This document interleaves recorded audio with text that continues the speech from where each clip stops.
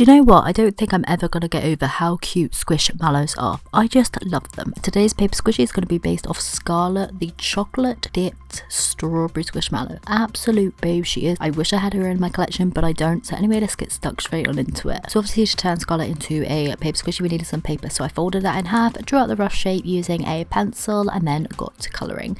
At the bottom, obviously the bottom half of her is that chocolate dipped effect, and I wanted this to be a nice solid brown colour. So it actually took me around about 3 or 4 layers of my alcohol markers just to build this up and make it nice and solid. So the pen that I used for the brown was BR1, which is raw amber from the Hoo set, and then GY4 yellow green for the top, and then I used R2 vermilion to colour in the red part of her body. As you can see, again I'm doing multiple layers of this just to even out those strokes of the pen. It took about 3 layers to get the red done, but this was very therapeutic and I was able to get it done in no time.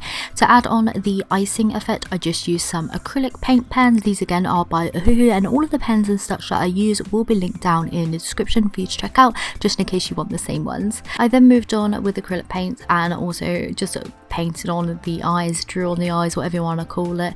I like the acrylic paint pens at this point because the colours are so saturated and then they don't bleed into the alcohol markers, so the mix of the two works out so well. I then drew on a little mouth and then some seeds as well. So next, taking some strips to make the sides of the paper squishies, I just basically cut 2 strips down from an A4 piece of paper, made sure to line out where the colour matches up with the sides of the squishies, and then started colouring. So obviously I started off with green at the top and then moved on to red.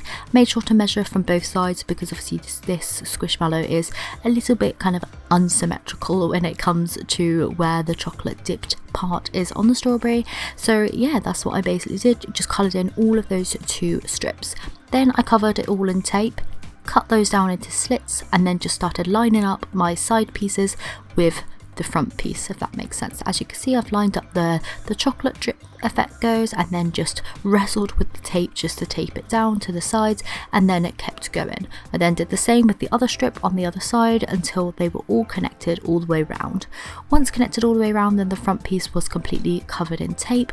I then moved on and just put the plain piece that I cut out earlier, because I cut out 2 of those, remember we folded it and then I had 2 shapes the same, so I cut out the back piece and then just taped that down to the same till I had about an inch gap at the end. Once with the gap at the end, I stuffed my paper squishy full of stuffing and then just taped that up in the same way. I did make sure to tape all of the squishy because I don't like any kind of bits just being left as paper. This can sometimes rip and the tape helps reinforce it. So this is how the final Scarlet, the chocolate dripped strawberry squishmallow paper squishy turned out. I really like it. I like the ones which has these sides in. I just think it makes it more kind of like oomphy. It doesn't even make any sense, but it just makes it more chunky in your hands, and these are the type of ones I like. I also like the ones that are kind of like the crisp packet ones that I've made over the many years on my channel, so maybe tomorrow's one would be more of like a square packet. Let me know what you think. If you have any requests for any future squishy videos, then definitely put them down in the comments. If I make them, I will pin it and give you a shout out on the video as well, so definitely leave all of those comments down below. Thank you so much for tuning in today. I hope you have a fantastic day ahead. Have enjoyed the video. If you did, please do give it a thumbs up, as that helps me know what type of videos you want. But anyway, hopefully you enjoyed it, and I'll see you very soon for another one.